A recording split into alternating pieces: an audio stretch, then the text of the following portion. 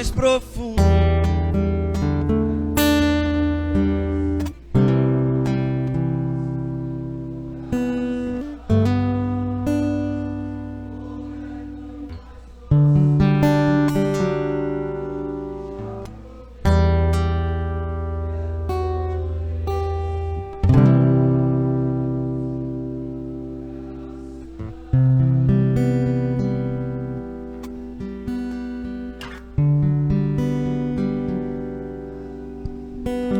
Aleluia.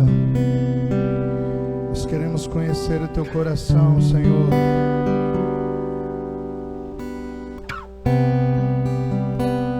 Sermos chamados pelo seu nome.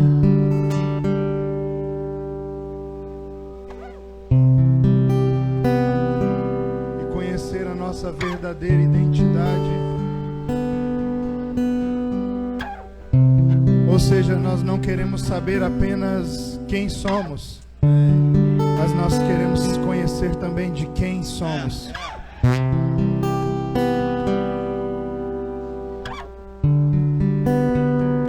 Queremos conhecer o Senhor, conhecer o teu nome, para que possamos saber o nosso nome.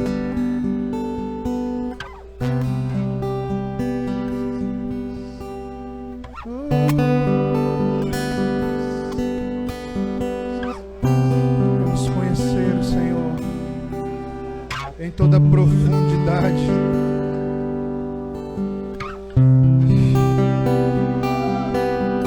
em toda a eternidade do seu ser.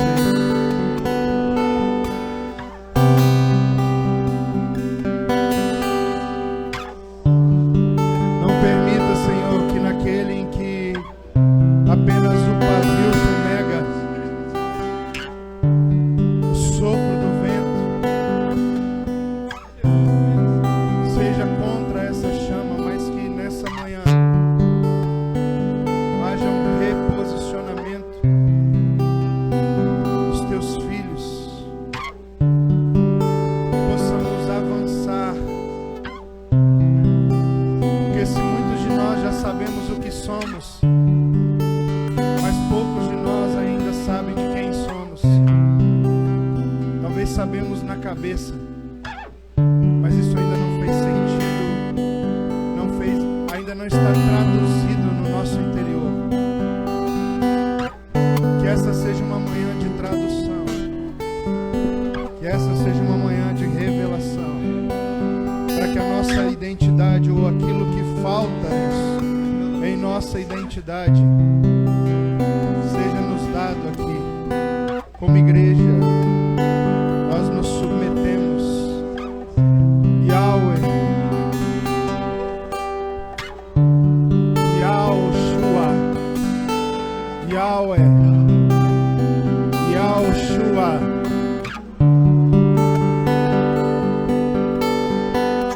Yahweh, Yahushua.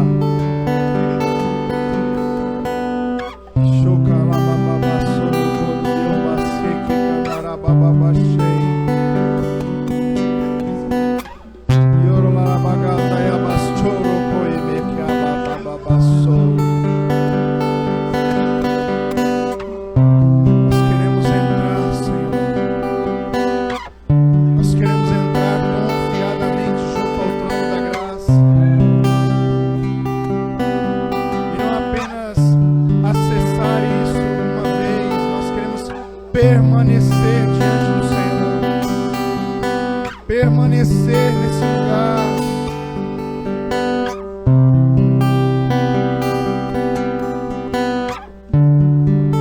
esse lugar secreto, nas recâmaras mais profundas, nos aposentos mais íntimos, nas montanhas mais altas, nos mais profundos rios.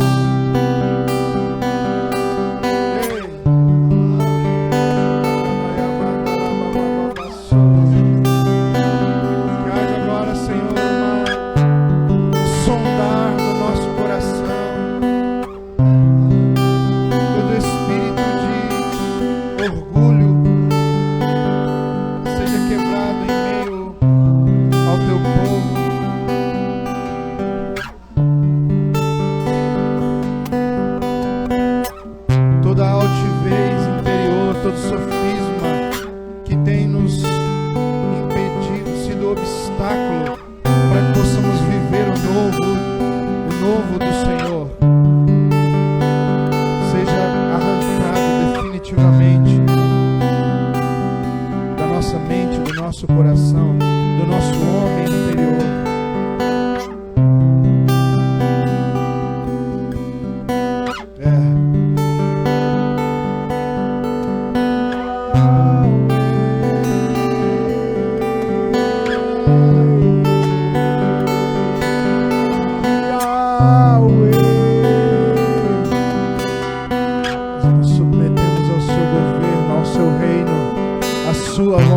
Aos seus desejos. Aleluia. Aleluia. Aleluia. Graças a paz, querido. Amém. Bom dia a todos. Você pode se sentar. Aleluia. Eu quero te convidar a abrir a Escritura no livro de Gênesis.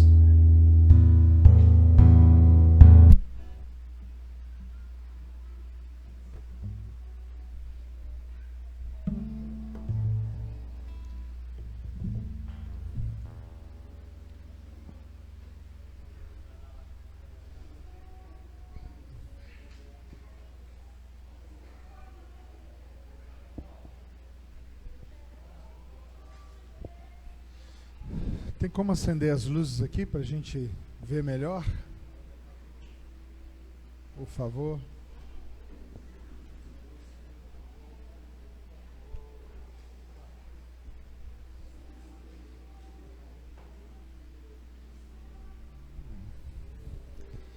Gênesis, capítulo de número 35.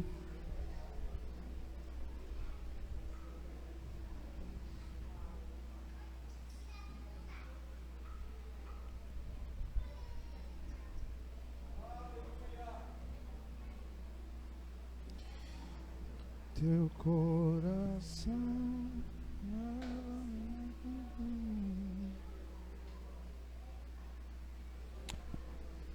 Você está feliz hoje? Sim. Aleluia.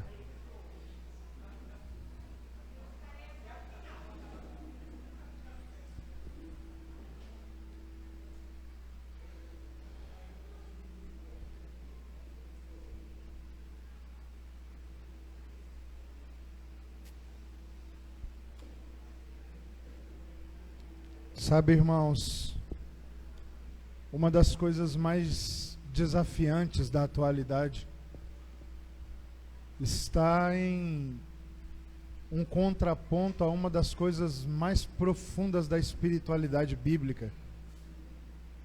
É o silêncio. O silêncio é parte fundamental da espiritualidade que vai transicionar meninos em homens. Não existe nenhum homem maduro interiormente que não tenha aprendido a se tornar amigo do silêncio. A espiritualidade da igreja brasileira, ao invés de trazer a realidade profética da espiritualidade, ela se coaduna, ela se alinha com a tendência do mundo aí fora. Então, se o mundo está ficando cada vez mais barulhento, a gente, ao invés de trazer uma proposta de espiritualidade que traga juízo, denúncia sobre o barulho, o ruído que está aí fora, nós estamos meio que como é que eu posso dizer isso? Nos encaixando. Era bem essa palavra que eu queria falar, mas me fugiu aqui agora.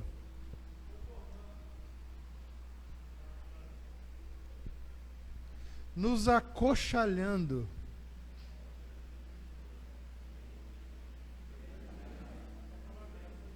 Nós estamos nos permitindo ser apertados. E ao invés de nós propormos algo que rompa com essa estrutura, nós estamos sendo encabrestados por essa tendência. Passamos a ver o silêncio como nosso inimigo. Irmão, não há na Escritura nenhum homem que tenha entrado nas águas mais profundas que, como instrumento para isso, ele não tenha se tornado amigo do silêncio. Para ouvir a voz que ninguém podia mais ouvir, João passa pelo menos 18 anos no deserto. E o deserto ali não é sinônimo de prova, apesar de também emitir sobre a vida de João prova. O maior desafio do deserto é ensinar a João a ouvir aquilo que só depois do silêncio é possível ouvir. O salmista vai dizer: aquietai-vos. Silêncio.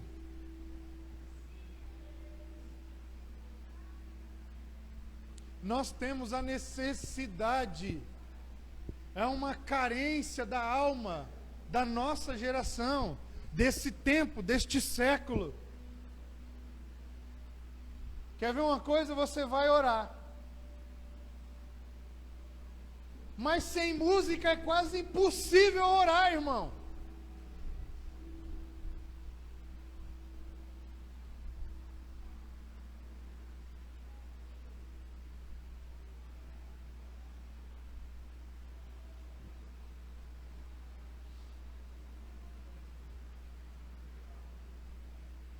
Não estou dizendo que a conversa, o diálogo, a fala seja inferior a isso.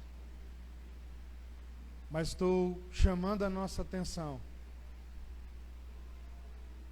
para algo que talvez nós estejamos negligenciando.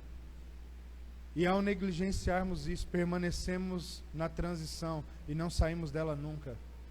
Porque todas as vezes que o silêncio nos assola, nos afugenta, nós temos a necessidade de procurar algum ruído rapidamente. Então não há tempo da nossa alma ser exposta, desnudada, das nossas ansiedades e aflições serem deixadas para trás. Então, às vezes nós estamos ali pertinho, bem pertinho de ouvirmos o Senhor falando algo muito mais profundo,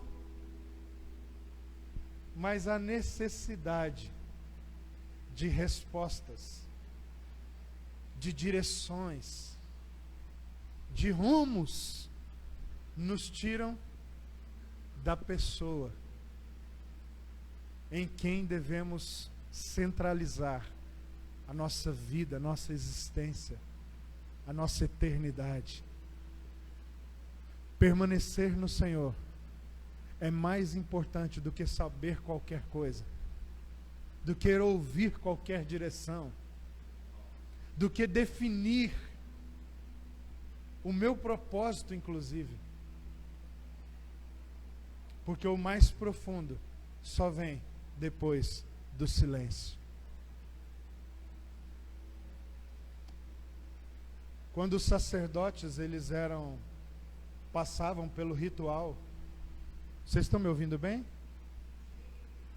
Quando os sacerdotes passavam pelo ritual de consagração, tinha uma última parte do ritual, que é a parte para mim mais violenta e que comunica algo muito espiritual. O último ritual dos sacerdotes, depois deles terem passado por algumas partes, as vestes deles brancas, que eles vestiam como preparação para o ritual, estava toda suja de sangue, André. Eles estavam sujos, fedendo, suados. Então eles precisavam passar por uma última etapa do ritual antes deles se tornarem sacerdotes.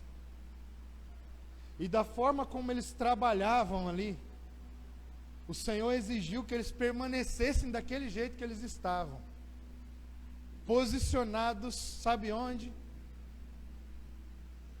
Entre a porta do tabernáculo, esperando para poder entrar e dali em diante serem sacerdotes, sujos, fedendo, mas posicionados num lugar onde toda a congregação de Israel ficava vendo eles naquela condição, e ali eles tinham que permanecer por 7 dias, sem falar, sem trocar de roupa,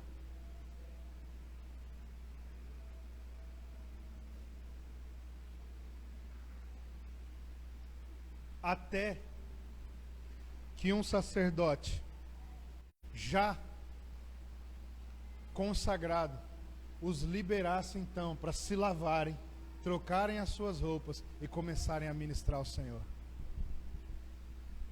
Isso é para que fosse impresso uma tatuagem, não no corpo deles, mas na alma deles, para que eles não se esquecessem de maneira nenhuma de quem era o Senhor a quem eles serviam, da limitação e incapacidade que eles significavam, que eles simbolizavam, e de como o ministério deles deveria ser guiado, sem nenhum tipo de projeção, expectativa, ansiedade que viesse do seu próprio coração.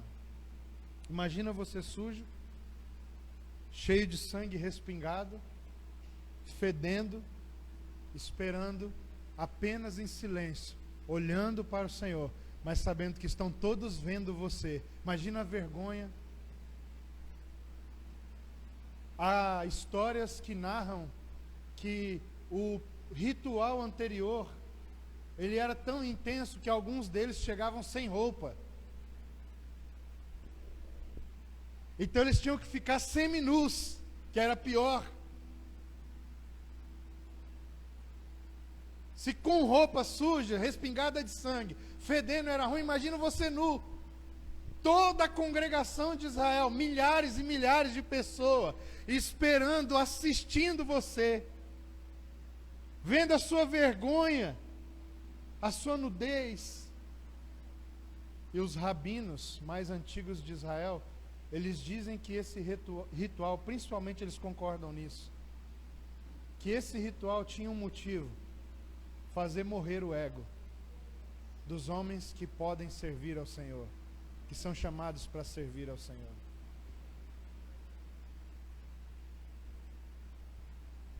Há uma beleza e uma profundidade no silêncio, na espera silenciosa, submissa, na espera atenciosa. E se ela vier então acompanhada de exposição, melhor ainda. Porque só tem vergonha da sua nudez quem ama mais a si mesmo do que o seu Senhor. Eu tenho vergonha da minha nudez. Mas mais do que vergonha a minha nudez, eu tenho amor pelo meu Senhor. Então não é que eu queira que as pessoas vejam a minha nudez, mas é que se ela estiver entre eu e o meu Senhor, as pessoas verão a minha nudez o quanto for necessário. Silêncio afugenta a alma que ainda está enraizada nas coisas deste mundo. E esse é o maior desafio da espiritualidade de uma igreja nesse tempo, que deseja passar no mínimo da adolescência para a idade adulta no espírito. Qual era a matéria-prima? Eu estou falando aqui uma comunidade profética, amém? Amém, irmãos? Qual era a matéria-prima do ministério dos profetas? O silêncio. O silêncio, irmãos. Profetas não faziam sacrifício. não era nem permitido a eles sacrificar. O ministério dos profetas tem como matéria fundamental para a transformação da vida que eles têm com o Senhor em palavras a serem proferidas, o silêncio. Releiam os profetas. Irmãos, eu posso estar falando uma loucura aqui, mas as igrejas atuais que creem no movimento dos ministérios, nos dons, no mover do Espírito, se você for nessas congregações, você vai perceber que, via de regra, o que há ali é muito barulho. Nossa espiritualidade não está sendo denúncia para a igreja nesses dias. E eu não estou falando barulho por causa da forma como os irmãos se expressam na hora do culto. Eu estou falando da dificuldade de romper com qualquer ruído e distração que tira o nosso foco. E eu não quero ser profético aqui nessa manhã, eu quero ser apostólico. Pare de se esconder atrás do seu temperamento, por favor. Pare de justificar a sua infantilidade no seu temperamento que não foi submetido ao Espírito. Você não tem dificuldade de se concentrar. Você só é infantil. Admita isso. E entre nas águas profundas. Vou dar um exemplo para vocês, irmão. Penso que eu não estou aqui ofendendo ninguém. Porque se você me entender no campo da ofensa, você não vai receber a palavra. Entra uma criança, estão todo mundo olhando para mim aqui, entra uma criança fazendo qualquer movimento no culto. Eu estou falando isso porque, via de regra, eu sou quem está olhando o que está acontecendo de lá para cá e vocês não estão vendo. Então, via de regra, quase todo culto que eu vou, eu estou com o campo de visão e estou olhando o que está acontecendo na entrada da congregação.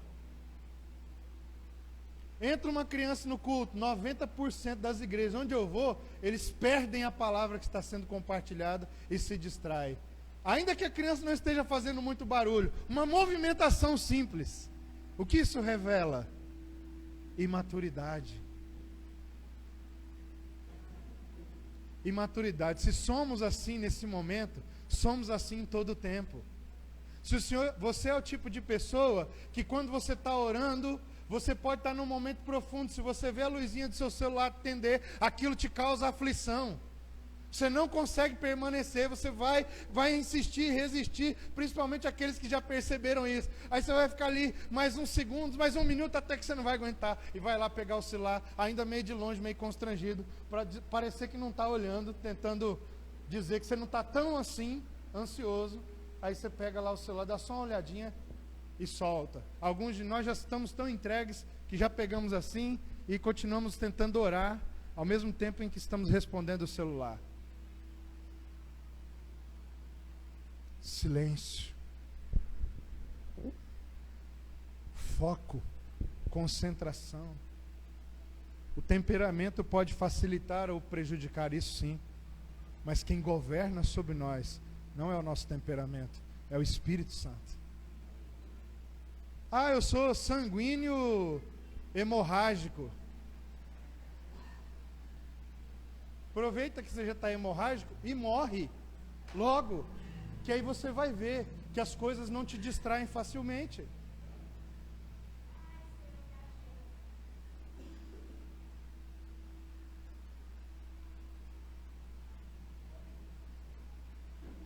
Aproveita que está com hemorragia e morre.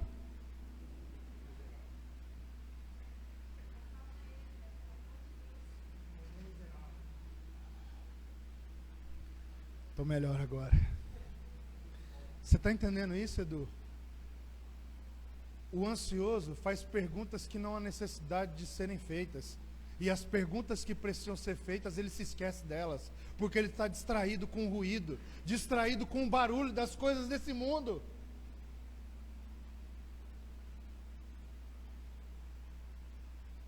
Outra coisa que o ritual significava: morte. Eles estavam ali sujos de sangue, expostos, nus, fedendo, como simbolismo de que eles estavam morrendo, porque só um sacerdote morto pode cumprir, fazer exatamente a vontade do seu Senhor. Amém, irmãos? Aqueles que ainda estão indo diante do Senhor diariamente, porque eu sei que a maioria nem vai mais, vai vez ou outra quando dá. Alguns nem vamos mais. Nossa relação com o Senhor se resume ao culto. Mas aqueles de nós que ainda estamos indo, estamos gastando mais tempo para transpor o silêncio, quando Ele tomar a iniciativa, porque Ele sondou nosso coração e entendeu que já estamos prontos a ouvir, ou nem sequer chegamos na barreira do silêncio, porque tudo o que fazemos é derramar a nossa alma carente no lugar de oração, e quando chega a hora de começar a ouvir, nos levantamos e saímos correndo para os nossos compromissos. Sabe quem é que chora desesperadamente? Você tem a sensação que vai morrer se não comer? Bebezinho recém-nascido.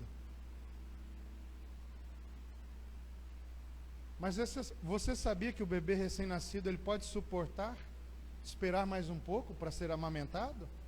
Ele não morre não, se na hora que ele está com fome ele começar a chorar. Só que ele não sabe disso.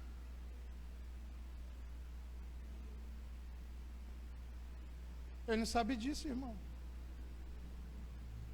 Só que você acha estranho um bebê que chora esgoelado.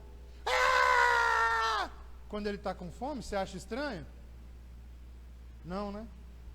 Mas eu acho estranho quando eu vejo um homem ou uma mulher adulta sendo governado completamente pela sua alma.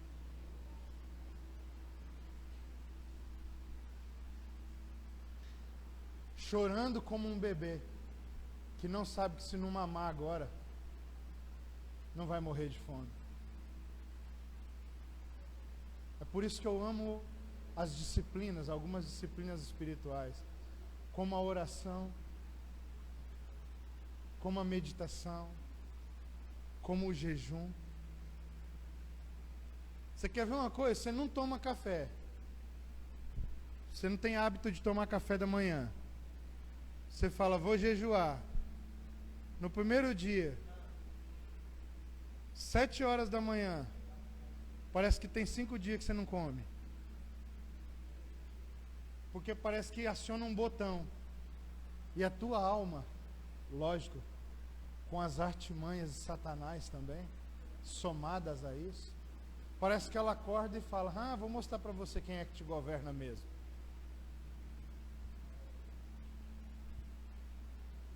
Você não come é porque eu não quero que você coma. Mas agora que você falou que não vai comer por causa do Senhor, eu vou mostrar para você se você come ou não come.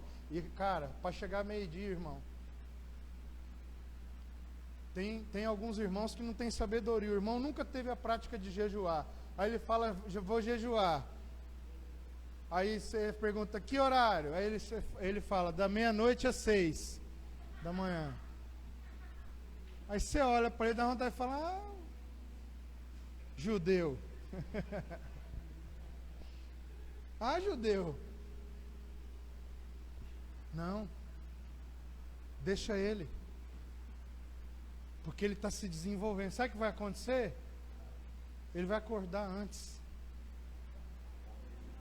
Nesses dias, se ele for sincero, agora se ele for só um religioso, querendo apresentar um currículo, nem adianta a gente falar nada. Mas se ele é um filho, que é apenas ainda criança, mas está realmente querendo levar a sério o Senhor, não tem problema. O Espírito tratará de acordar ele nesse dia às 3 da manhã e não vai conseguir mais dormir. E ele vai ter que esperar até às 6:30 para tomar café. Luta que vai ser, eu tenho certeza.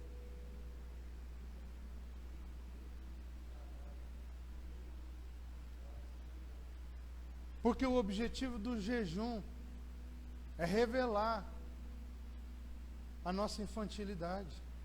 Você jejua, ele vem à tona. aí você pode se submeter ao Senhor, ou então se submeter à sua carne.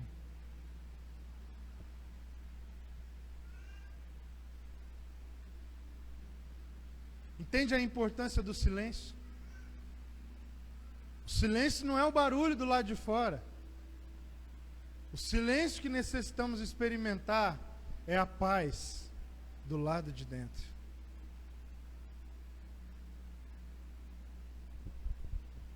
O pessoal brinca às vezes comigo, irmãos, porque diz que de vez em quando eu tenho uma brisa que passa em alguns ambientes e ela me pega. Não é a brisa. Ela não é do lado de fora que ela me pega. Ela acontece aqui do lado de dentro. Porque pode estar uma reunião aqui, a gente tomando tereré, brincando, conversando. De repente parece que alguma coisa, ela está te atraindo por dentro. E aí o lado de fora acaba expressando isso.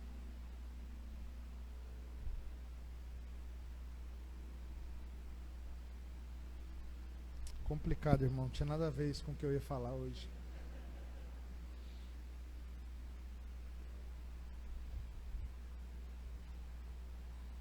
Gênesis capítulo de número 35. É brincadeira, mas por que eu estou falando isso? Porque nós ouvimos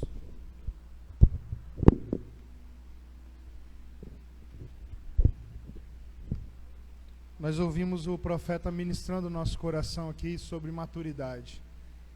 E nesses dias o maior desafio para a maturidade é o silêncio. Porque nós estamos na sociedade com mais quantidade de ruídos da alma e exteriores de toda a história. Nunca houve tanto barulho e distração. Nunca. Você quer ver uma coisa que não faz barulho nenhum por fora, mas torna sua alma um turbilhão por dentro? Desgrama desse celular que a gente tem na mão. Adote o comportamento de passar horas no Instagram por dia. E você vai ver a descarga de ansiedade que você vai começar a experimentar para outras coisas que você precisa desenvolver no dia a dia.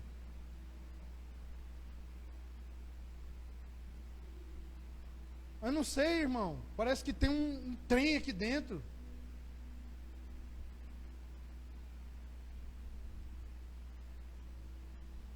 Se nós não aprendermos isso, eu estou falando por quê? Porque fala uma comunidade profética. E qual é a matéria-prima para o ministério profético? O silêncio. Uma comunidade profética não pode ser ruidenta. Porque senão toda profecia que ela vai profetizar será a partir do seu próprio coração. E quando o Senhor estiver gritando calamidade, ela vai estar gritando paz. Por quê? Porque ela está ouvindo os seus desejos e não o Senhor.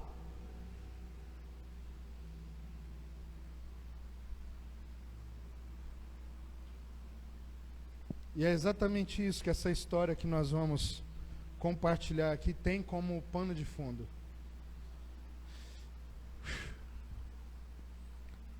Diz assim a Escritura: disse Deus a Jacó: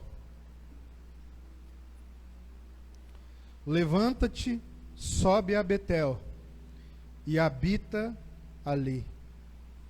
Uau! Faze ali um altar ao Deus que te apareceu quando fugias da presença de Esaú, teu irmão. Então disse Jacó à sua família e a todos os que com ele estavam: lançai fora os deuses estranhos que há no vosso meio. Purificai-vos e mudai as vossas vestes. Levantemo-nos e subamos a Betel. Farei ali um altar ao Deus que me respondeu no dia da minha angústia e me acompanhou no caminho por onde andei. Então deram a Jacó todos os deuses estranhos que tinham em mãos e as argolas que lhes prendiam nas orelhas, e Jacó os escondeu debaixo do carvalho que está junto a Siquém. Tendo eles partido, o terror de Deus invadiu as cidades que eles eram circunvizinhas, e não perseguiram aos filhos de Jacó. Assim, chegou Jacó à Luz, chamada Betel, que está na terra de Canaã, ele e todo o povo que com ele estava, e edificou ali um altar, e ao lugar chamou El Betel, porque ali Deus se revelou quando fugia da presença de seu irmão. Morreu Débora, a ama de Rebeca, e foi sepultada ao pé de Betel, debaixo do carvalho, que se chama Alom-Bacute. Vindo Jacó de Padã Arã, outra vez lhe apareceu Deus e o abençoou. Disse-lhe Deus, escute isso: o teu nome é Jacó, já não te chamarás Jacó, porém Israel será o teu nome. E ele lhe chamou Israel. Disse-lhe mais: eu sou o Deus Todo-Poderoso, sê fecundo e multiplica-te, uma nação e multidão de nações sairão de ti, e reis procederão de ti. A terra que te dei a Abraão, que dei a Abraão e a Isaque, dar-te-ei, e depois de ti a tua descendência.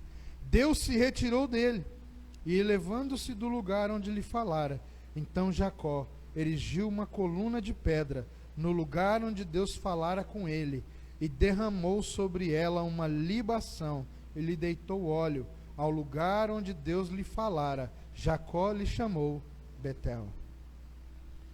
Algumas coisas muito importantes que eu considero nessa história, que podem nos ajudar a experimentarmos o novo.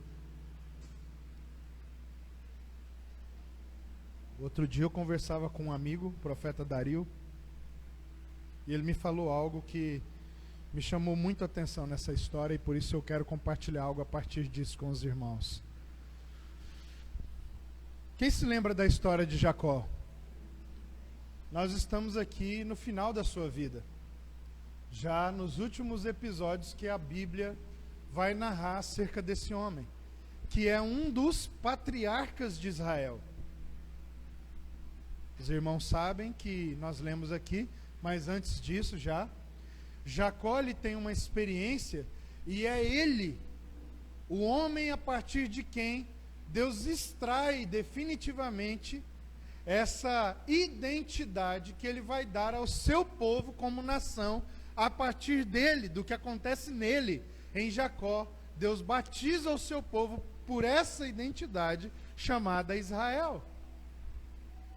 Se vocês perceberam, não sei se vocês se atentaram, a conversa entre Deus e Jacó aqui contém os mesmos elementos do chamado de Abraão desde Gênesis 12. As mesmas palavras. Deus fala com Jacó, na verdade Deus repete a Jacó as coisas que ele já havia falado a Abraão e a Isaque, seu pai.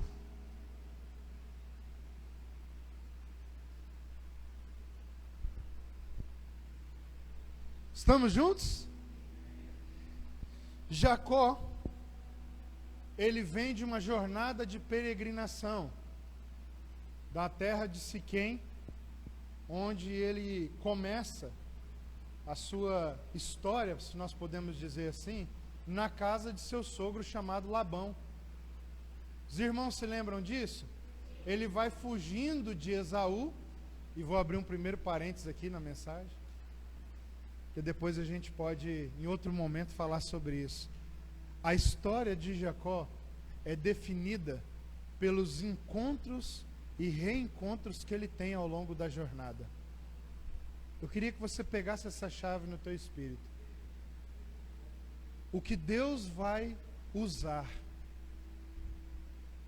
para definir a sua história O seu legado são os encontros e reencontros que você tem com pessoas específicas e que, como consequência dela, marcas são produzidas no seu interior.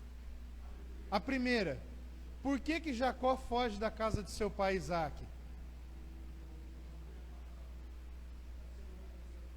Para não ser morto pelo seu irmão. Acontece uma ruptura, ele foge. No meio do caminho ele entra em desespero. Então ele pega uma pedra, coloca como travesseiro, e quando ele dorme ele tem uma visão do Senhor. Ele vê uma escada e anjos do Senhor subindo e descendo. Ele acorda assustado. Deus estava aqui, eu não sabia. Pá! O homem que é um ladrão, um usurpador, que está se movimentando pelas suas ambições, e no caso dele mais pelas ambições da sua mãe do que por ele mesmo. Você entende isso? Ele começou a ser marcado por Deus. Ele chama aquele lugar de Betel. E onde nós estamos agora no final da sua vida? Voltando para Betel, um reencontro. Ele vai para a casa de Labão, um encontro. Lá ele se apaixona por uma das filhas de Labão. Quem é Labão, irmãos? O irmão da sua mãe. E quando Eliezer vai encontrar Rebeca, lá na casa de Betuel, que é sobrinho de Abraão, seu senhor, encontrar uma esposa para o seu senhor também, filho de Abraão, Isaque, Rebeca. Quem é que impede Rebeca de sair imediatamente e acompanhar Eliezer? Labão. Ou seja, Labão tinha uma identidade, ele queria sempre mulheres por perto dele.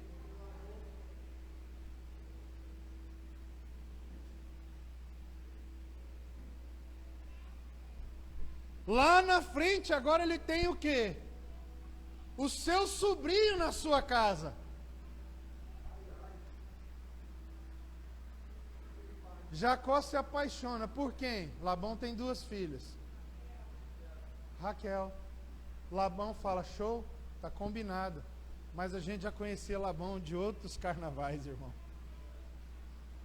O que Labão faz?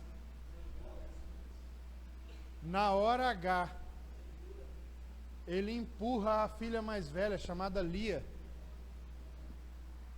Só que Jacó, ele não era só o usurpador, ele era aquele que segura firme o calcanhar, porque foi isso que ele nasceu para ser. Amém? Mas ali ele ainda é Jacó. Então ele havia deixado essa identidade e agora estava se movendo sob a identidade do seu irmão que ele roubou, Esaú. Amém, irmãos? Amém. Mas ali algo começa a crescer dentro dele de novo. Quem ele havia sido criado para ser. Então ele fala, não, mas eu me apaixonei, foi pela outra. Vamos fazer o seguinte, para não acontecer um problema grave entre nós, eu vou trabalhar mais um tempo aqui, mais 7, e aí eu vou levar as duas. Está combinado assim? Está combinado. O que acontece? Como ele tinha um encontro com Deus em Betel, agora tem algo novo surgindo dentro desse homem. Só que isso ainda não amadureceu. Então ele está passando por processos, e o Senhor é quem está permitindo, porque o Senhor quer arrancar dele o Esaú, sob qual identidade ele está se movendo, e deixar apenas o Jacó, porque ainda que Jacó tivesse os seus problemas, Deus deseja lidar com o Jacó que está em nós, e não com o Esaú que nós queremos ser. Amém, irmãos? Aleluia, Jesus.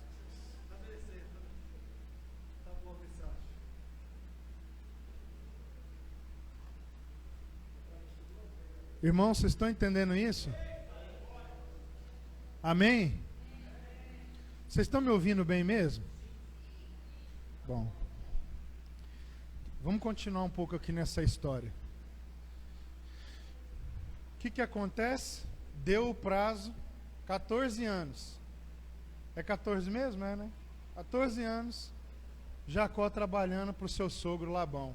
Aquele Labão que já tinha uma história de querer prender as mulheres nele. O que Labão faz? Fala, não é bem assim.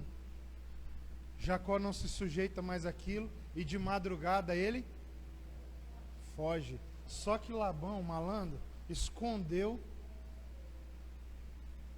né, um ídolo. Na verdade, sua filha sai carregando aquilo, porque ela tinha algumas coisas de estimação que vieram de Labão. Tá dentro daquela relação, já existem os percalços inseridos. O que acontece? O que define a história de Jacó são os seus encontros e reencontros. O que acontece com Jacó? Depois de um tempo de jornada, Labão, seu sogro, vai na captura dele. Porque Jacó ainda carregava consigo coisas que estavam sendo reveladas por Deus, que eram da herança distorcida, de quando ele decide se movimentar como Esaú e não como Jacó.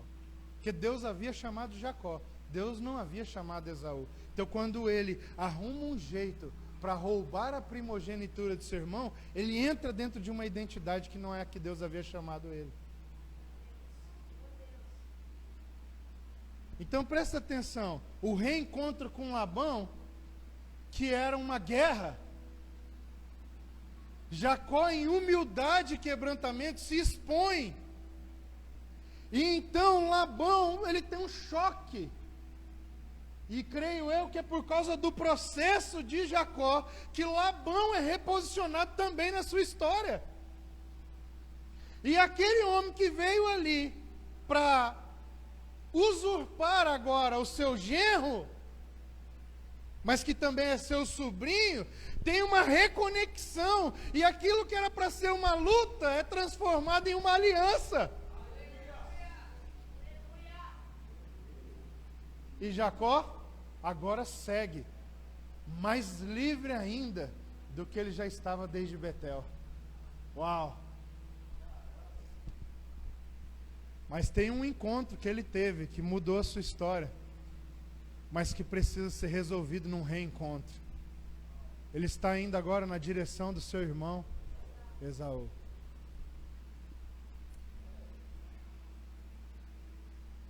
No meio do caminho, irmãos queridos, aquele homem é afligido, de novo, pelos seus medos, pela sua história, pelo seu passado.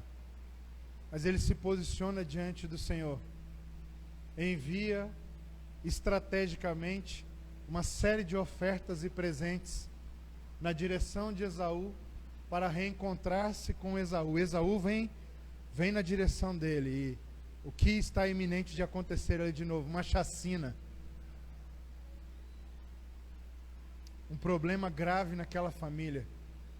Isaac agora já é um velhinho, provavelmente se ele tem notícia que os seus filhos se mataram, ele não sobreviveria, e a palavra que Deus deu a Abraão não se cumpriria. Olha o risco que essa história está nos apresentando. E o que acontece? Jacó aflito por aquele reencontro que era iminente. Naquela noite, ele, afligido em sua alma, ele se apresenta ao Senhor. Como é que é o nome dessa ovelha aqui? Paçoca, irmão. Como os irmãos se reuniam em casa, a Paçoca se converteu também. E agora todo culto ela vem. Mas é nova convertida ainda, cheia de ruído, cheia de barulho. Amém, queridos? Então o que acontece? Ele passa a noite inteira lutando com o Senhor. Então, vamos ler essa história? Gênesis 32. Prometo que é o último reencontro que eu vou falar.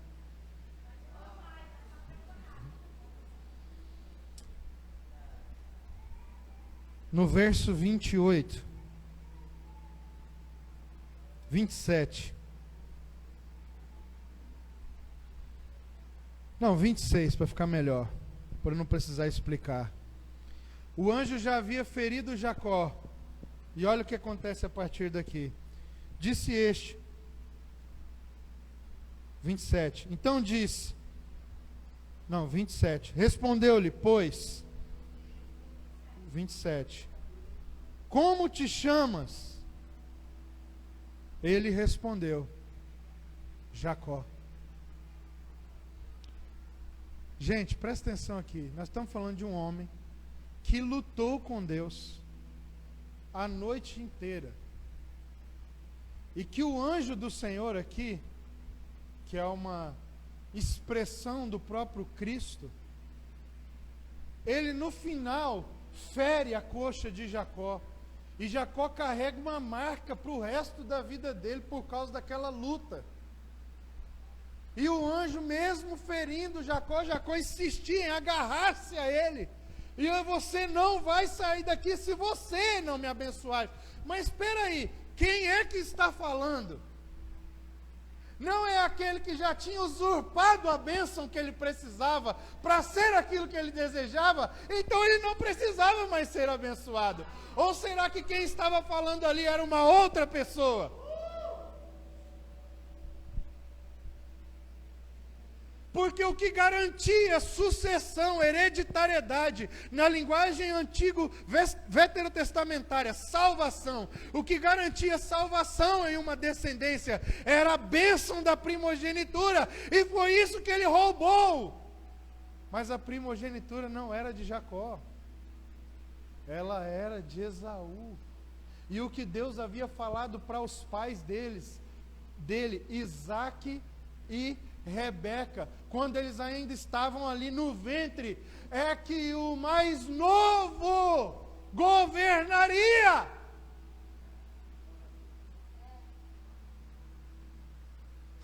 Então quando ele começa a agarrar-se, mesmo depois de ferido, e não solta aquele anjo de jeito nenhum, e a declaração dele é: eu não vou te soltar se você não me abençoar.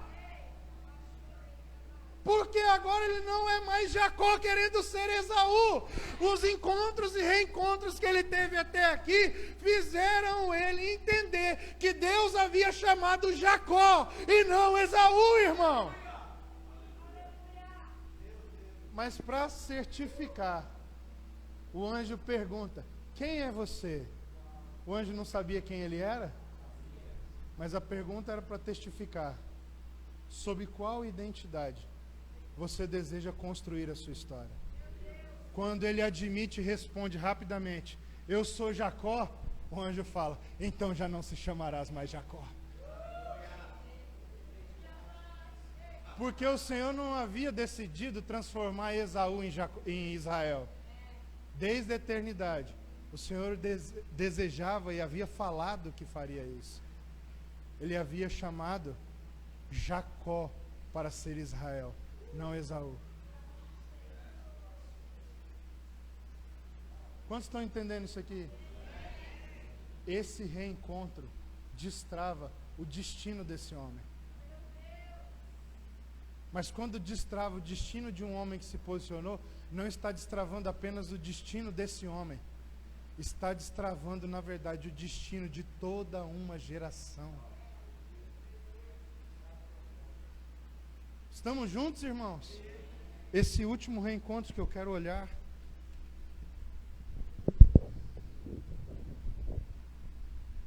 Diz assim, olha isso aqui. Então disse: já não te chamarás Jacó, e sim Israel, pois como príncipe lutaste com Deus e com os homens, e prevaleceste. Pergunto, quando Jacó roubou a primogenitura de Esaú, ele lutou com quem? Com ninguém, irmão. Nem a caça foi ele que foi pegar, porque ele não sabia caçar. A mãe dele mandou um servo caçar. Ela preparou. Você está entendendo quem era Jacó?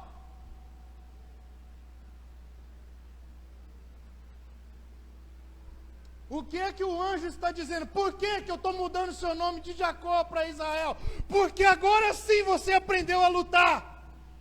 Porque agora sim você aprendeu a prevalecer no Senhor. Porque agora sim você encontrou o lugar certo para buscar capacidade do alto. Toda vez que você é afligido, você não tenta mais dar um jeito com as suas próprias mãos. Você agora encontrou um lugar no Senhor. Não é sobre a luta daquele dia que o anjo estava falando. Era sobre a luta da sua história, irmão.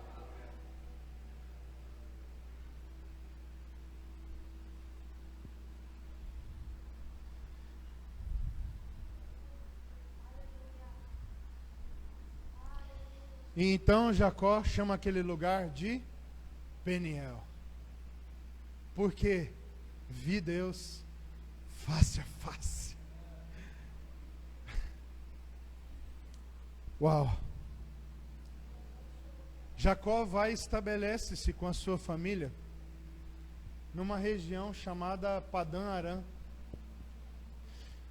Nós lemos inclusive aqui, mas para você entender essa estabilidade que ele estabelece, essa habitação da sua família ali, você vai ter que ler o capítulo 33 e 34. Mas principalmente o 33 vai trazer essa noção melhor para nós. Curiosamente, escute isso, irmão, que agora nós vamos acelerar para caminhar para o final. Curiosamente, Padã Arã, essa expressão Padã Arã, ela significa em síntese planície, lugar plano, baixo.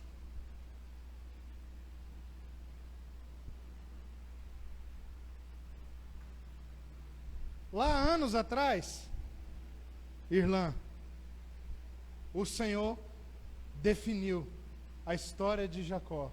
Você não se chamará mais Jacó, se chamará Israel. Só que o que acontece?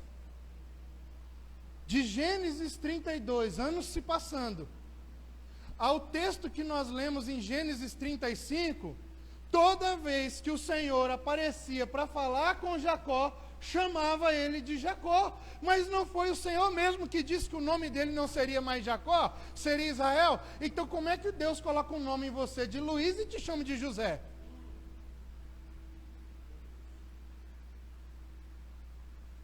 Escute isso. Porque o fato de Deus dizer para você qual é tua identidade, não significa que você já está pronto para ser identificado desse jeito.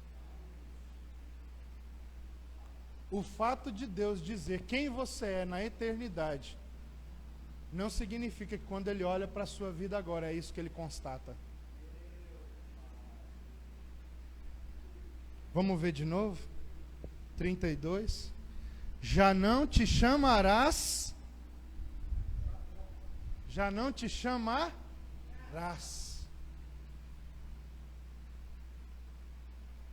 Mas o que a história prova? Você não te chamará, mas agora você se chama ainda. Deus não está falando o que Ele alcançou agora. Deus está falando o que Ele vai se tornar um dia. E o que vai garantir? Então por que Deus fala, Jane? Por que não deixou para falar só no dia?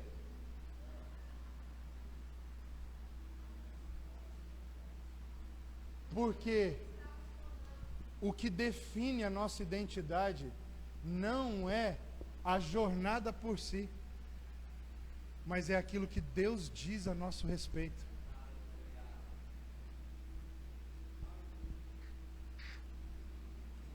Chegamos em Gênesis 35 agora, onde nós lemos. Essa é a nossa história.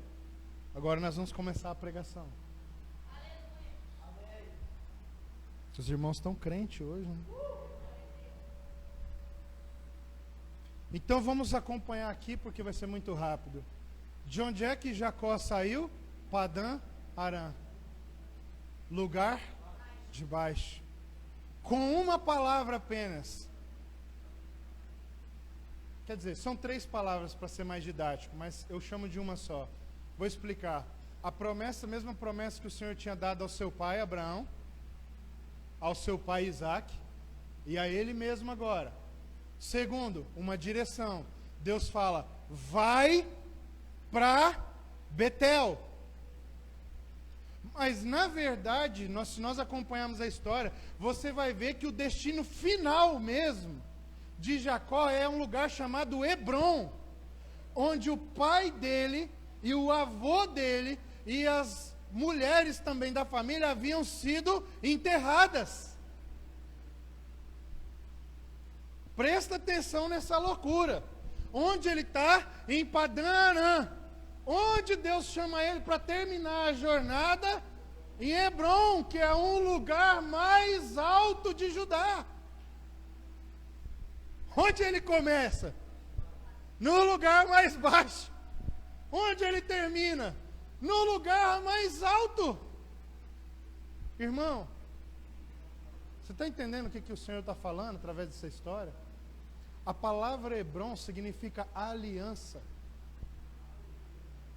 associação, aliança, integração. Então ele começa aqui no lugar baixo, e no lugar mais alto que ele vai pisar em toda a sua história, o Senhor está dizendo para ele, você vai terminar, concluir, encerrar a sua história em aliança. Estamos juntos? O que eu vou falar aqui é o meio do processo. É como a jornada agora do novo Jacó, que foi dito por Deus que a identidade dele é Israel, mas ainda não foi identificado assim, qual é o processo pelo qual esse homem precisa passar, que libera Deus para chamar ele pelo nome que Deus disse que ele tem. Olha comigo agora, de novo, para o verso 9. Vindo Jacó de Padã Arã outra vez, lhe apareceu Deus e o abençoou. Disse-lhe Deus, o teu nome é Jacó. Irmão, o que Deus disse lá atrás para ele? Não te chamarás. Temos que mudar todas as pregações de encontro com Deus que nós fomos. Porque no encontro a gente aprendeu que a gente não chama mais Jacó. A partir de Gênesis 32. E em Gênesis 32, Deus não falou que ele não se chamava mais Jacó. Deus falou que ele não se chamaria mais Jacó. Um dia. Então o fato de você ter um encontro com Deus não muda teu nome. O que muda teu nome é a sua submissão aos processos que Deus vai estabelecer quando você se encontra com Ele.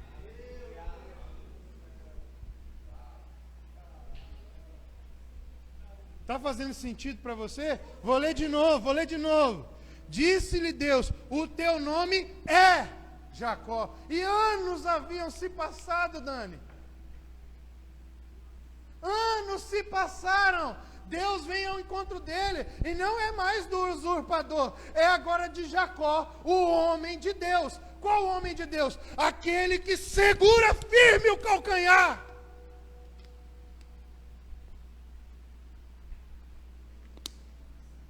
Porque quando ele era o ladrão da identidade dos outros, nem caçar caçou, nem cozinhar cozinhou. A mãe dele pega e costura a pele do animal no braço dele para o pai dele achar que era o irmão dele. Ou seja, ele está desfrutando de algo pelo qual ele não teve que se comprometer em nada.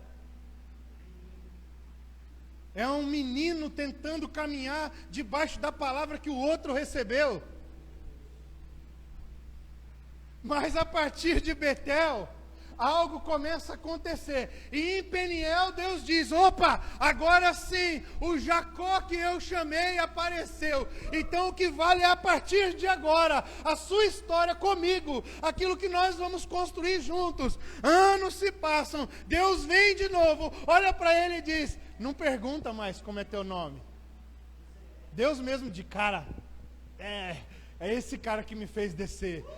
Você é Jacó, é você mesmo que eu chamei. Então agora você não se chamará mais Jacó, vai se chamar Israel. Porque ele está agora entre Padã Arã e Hebrom, no meio do caminho, em Betel. Aquele mesmo lugar onde a história que matou o Esaú em Jacó começou. A casa de Deus. Onde é que Deus veio encontrar ele para dizer, testificar, André? E aí, Jacó, nunca mais tentou andar como Esaú, hein, cara? Uau, você entendeu mesmo a parada? Agora sim você está pronto para eu mudar o seu nome definitivamente. Você chegou no momento do processo, no lugar do processo em que eu precisava que você estivesse. Só te falta uma coisa. Verso 16. Partiram de Betel. Esse é o teste bônus que Deus gosta de fazer com a gente. Partiram de Betel. Estamos juntos, irmãos? Ou seja, olhe para mim, deixa a Bíblia aberta. Partiram de Betel significa o quê? O novo ciclo começa. O novo ciclo começa. Onde tudo começou lá? Em Betel. E encerrou em Peniel. Quando ele chega em Betel de novo, Deus vem de novo e fala: e aí, Jacó? Bora? Repete as palavras que tinha dito a Abraão e diz: vamos embora? Vamos chegar no topo? Vamos alcançar a aliança agora? Você está entendendo? E é por isso que essa palavra está queimando meu coração para liberar sobre vocês. Porque vocês chegaram aqui de novo em Betel. Foi assim que nós nos encontramos. Foi assim que tudo começou, Edu. E nós estamos aqui para dizer: falta algo. Mas agora um novo ciclo se inicia. Um novo processo. Para vocês alcançarem Hebrom. E Hebrom é o lugar dos profetas. É em Hebrom que os profetas profetizam. Porque Hebrom fala da morada eterna de Deus entre os homens. Sobe para cá. Não é mais deita no meu colo. Sobe para cá. E eu te mostrarei.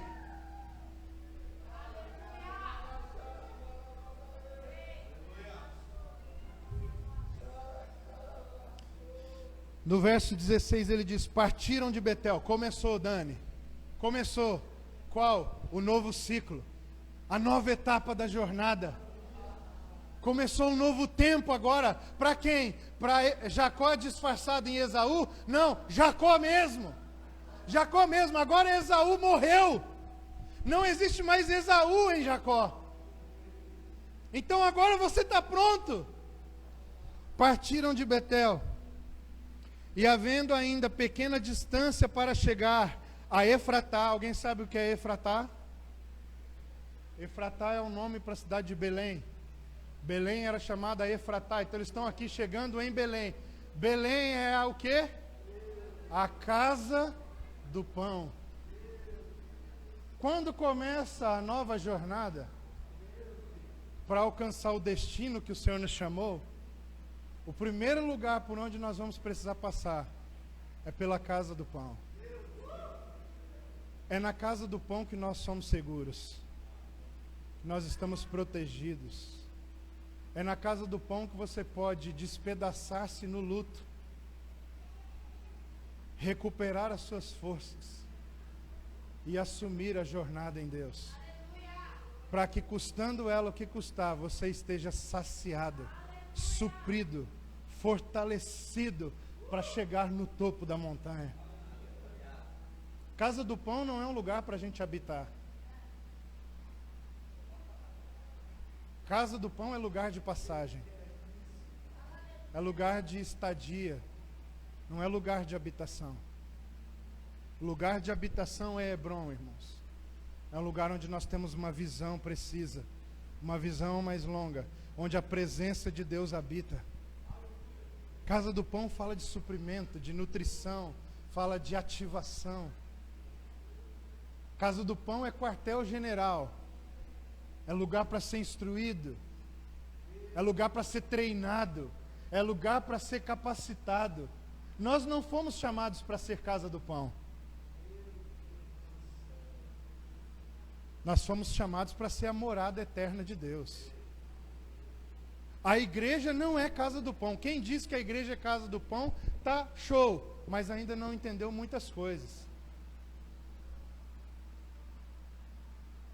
A igreja serve pão, mas ela não é Casa do Pão.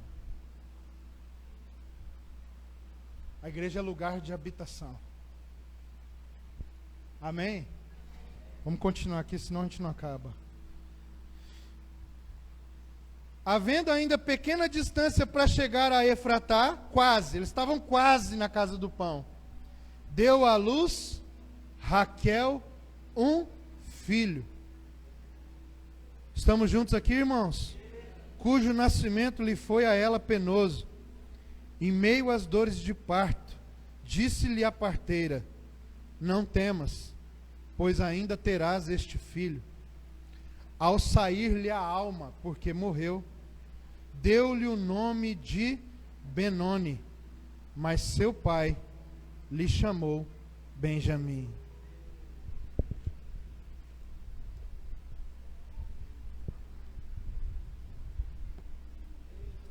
Assim morreu Raquel e foi sepultada no caminho de Efratá, que é Belém. Sobre a sepultura de Raquel levantou Jacó uma coluna que existe até o dia de hoje. Então partiu Israel e armou a sua tenda além da torre de Éder. E aconteceu que, habitando Israel naquela terra, foi Rúben e se deitou com Bila, concubina de seu pai, e Israel o soube.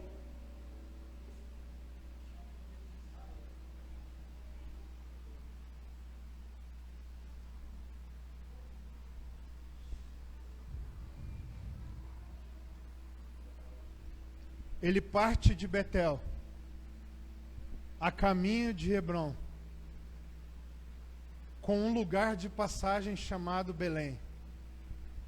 Mas o Senhor não permite que ele entre em Belém para alimentar-se, para suprir-se, enquanto ele não evidencia que ele venceu o último processo que ele precisava vencer: a morte do único amor da sua vida. Raquel, a sua amada, a sua desejada, a mãe dos seus filhos preferidos. Irmãos, é tão forte essa história para mim.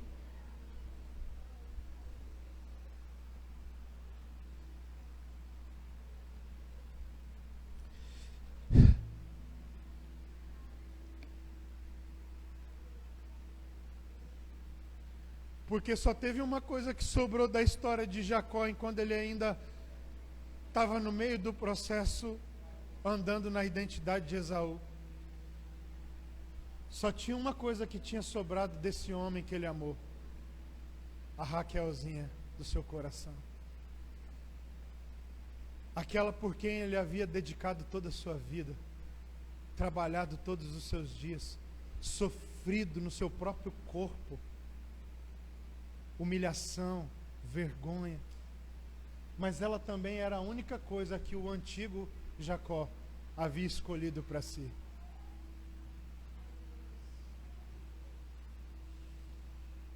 Sabe o que eu entendo aqui nessa história? Por isso para mim isso é tão forte.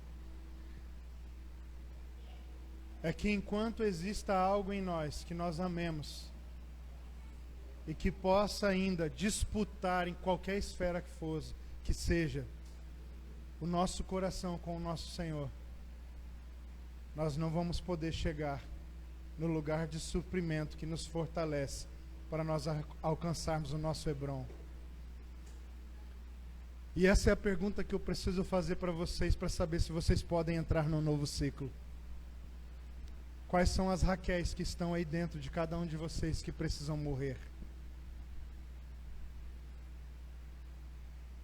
A palavra Raquel significa ovelha. Ovelha na Bíblia é símbolo de ministério, de vocação.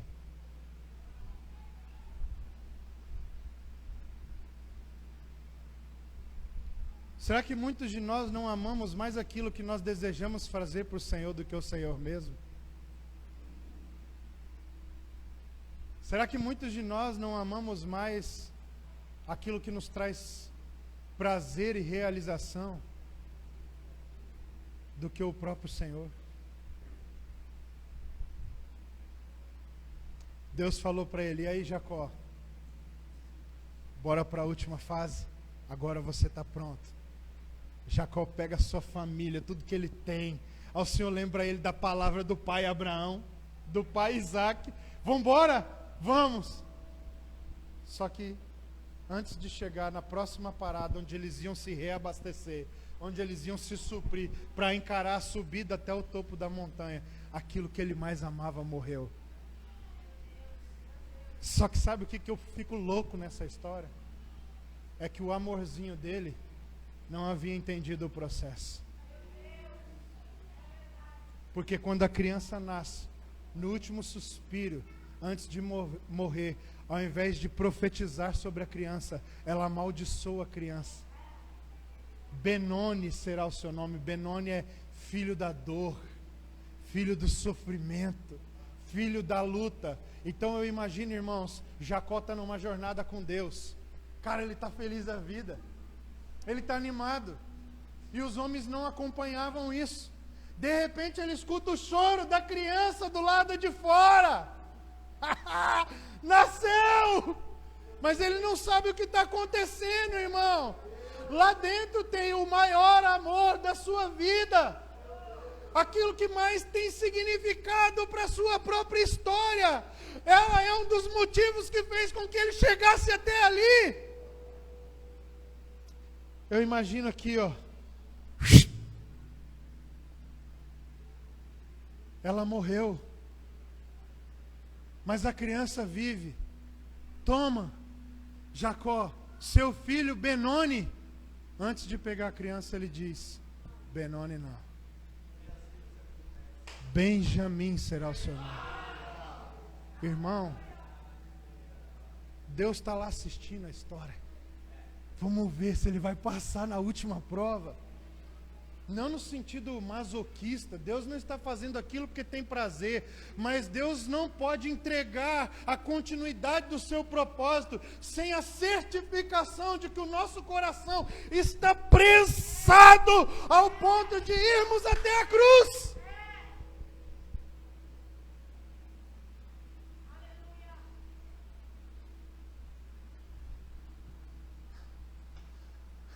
Cara, não dá nem tempo de olhar para o seu amor, para o seu próprio coração. Ele dá uma resposta como um homem que está entendendo o legado e a responsabilidade que ele carrega. Ele olha para a criança e antes de lamentar a perca do seu amor, ele renomeia aquilo que Deus fez nascer, aquilo que vai carregar a continuidade, a sua herança, o seu legado, as palavras que foram liberadas ao seu pai. Benoni não! Benoni coisa nenhuma, ele é filho da minha mão direita, filho do meu amor, ele é o meu filho amado. Benjamim não é filho da minha dor, não é filho do meu sofrimento. Cara, nós estamos falando com a pessoa que tem ali estirada num lençol o seu amor, o amor da sua vida. Como ele pode dizer, Rosa, não é filho do meu sofrimento, se quem ele mais amava estava ali agora partida, morta, desfalecida diante dos seus olhos? Maior é a vontade do meu Senhor, maior é o propósito do meu Senhor do que as minhas dores passageiras. porque a glória que há de ser revelada em nós não se compara com esta momentânea e leve tribulação.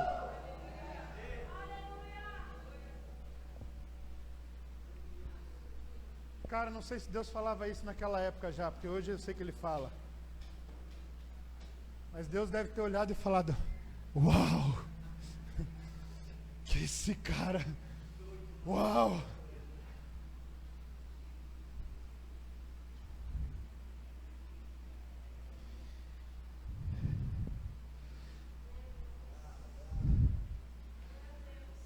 Assim morreu Raquel e foi sepultada no caminho de Efratá, que é Belém. Sobre a sepultura de Raquel, levantou Jacó uma coluna. O que isso quer dizer? Sobre a morte do seu amor, ele estabeleceu um lugar de adoração ao Senhor.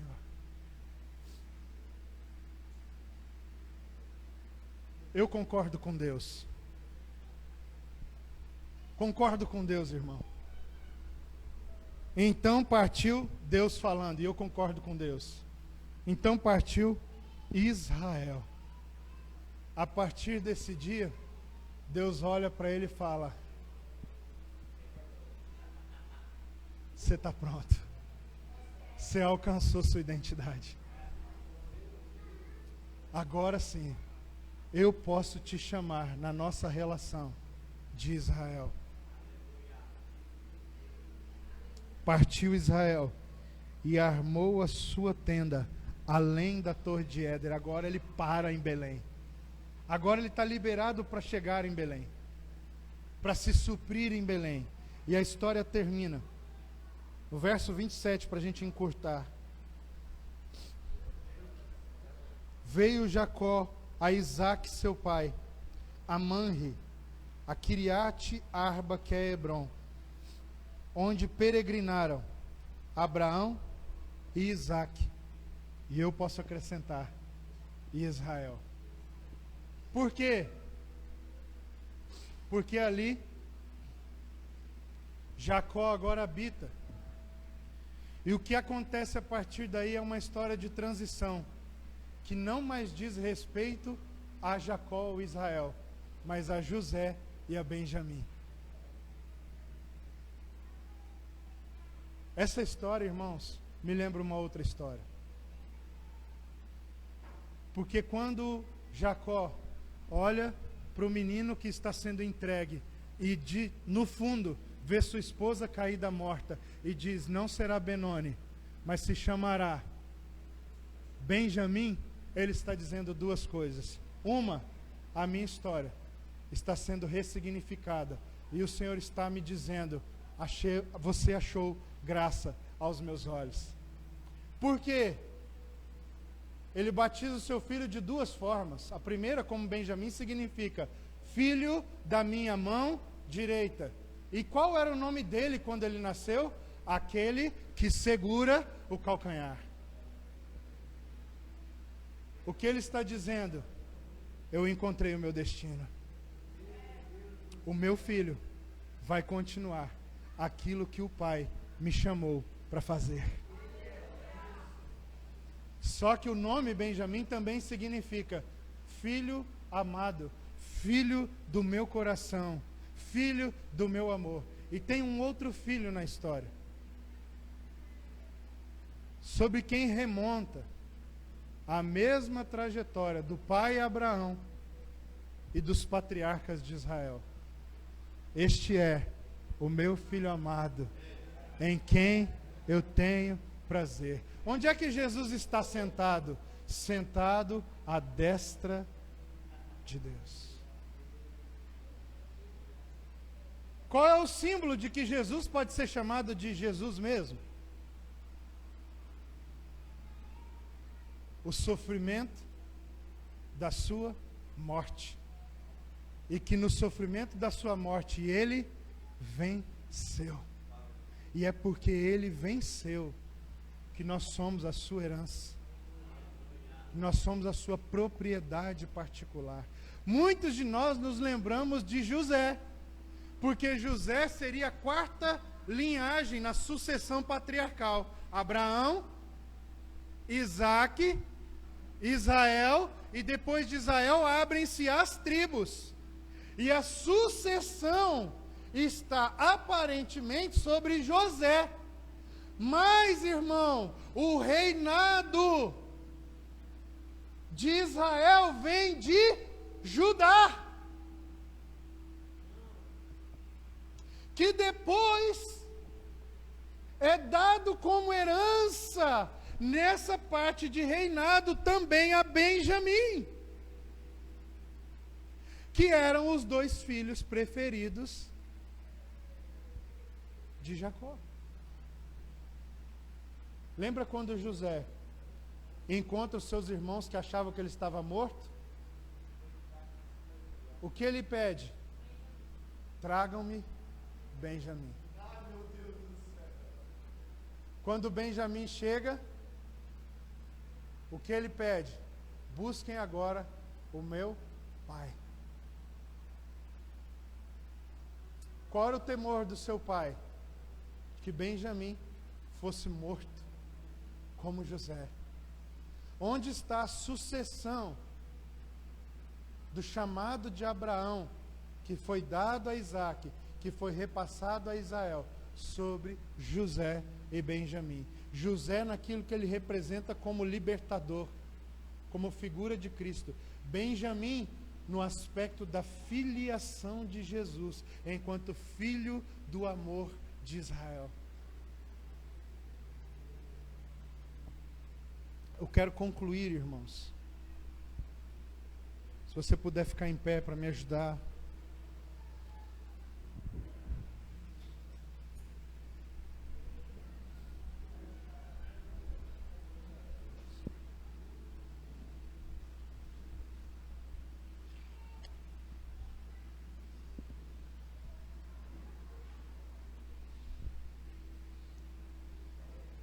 Eu quero concluir essa manhã dizendo o seguinte: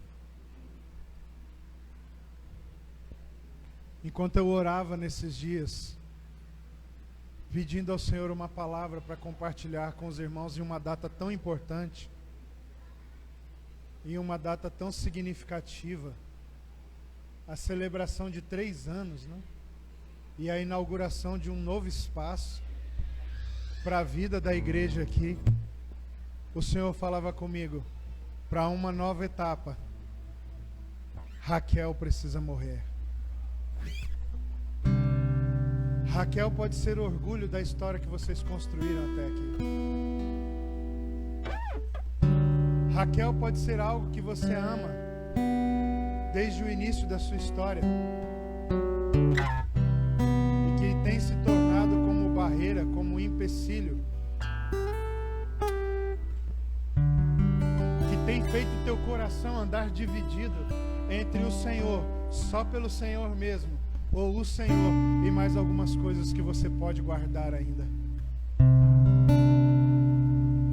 A questão é: qual é a resposta que vocês vão dar ao Senhor? Vocês vão aceitar Benoni? Ou vocês vão renomear os processos, a dor, a renúncia de algo que precisa ser renunciado aqui hoje, e chamar isso de Benjamim, filho da minha mão direita? Ou seja, a minha história está sendo ressignificada, mas ela não para em mim, ela vai continuar até a eternidade, como filho do meu amor. Quero chamar você para nós orarmos nessa manhã por isso.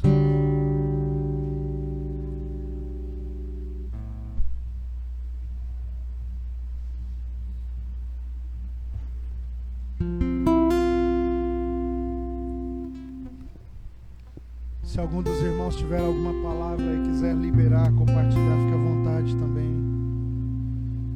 Mas eu quero orar com a igreja.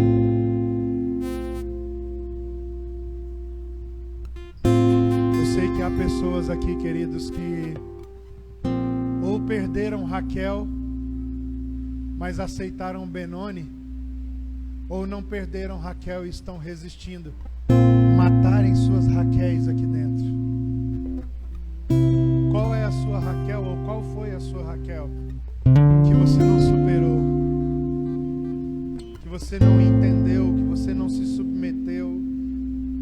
Talvez é uma mudança de ministério. Talvez Deus te falou, deixa um lugar, vai para outro, mas você ama demais aquilo. Talvez você sente algo quando você vai em reuniões como essa, ou até sem lugar nenhum, você sente algo, Deus te empurra, mas você não quer perder o status, não quer perder, sabe? Essas coisas que Jacós que ainda estão em Esaús tem dificuldade de romper. Eu não sei qual é a sua situação, mas eu sei a palavra que Deus colocou dentro de mim. Eu sei que se o Senhor nos deu essa palavra, é porque há pessoas que precisam se posicionar para que haja uma transição e o início de um novo ciclo. Então, se você é uma dessas pessoas, eu estou aqui para te abençoar nessa manhã, para orar por você, para ministrar sobre o seu coração, para compartilhar com você uma história de redenção, mas também um legado espiritual. Onde está você? Onde está você que deseja fazer isso nessa manhã?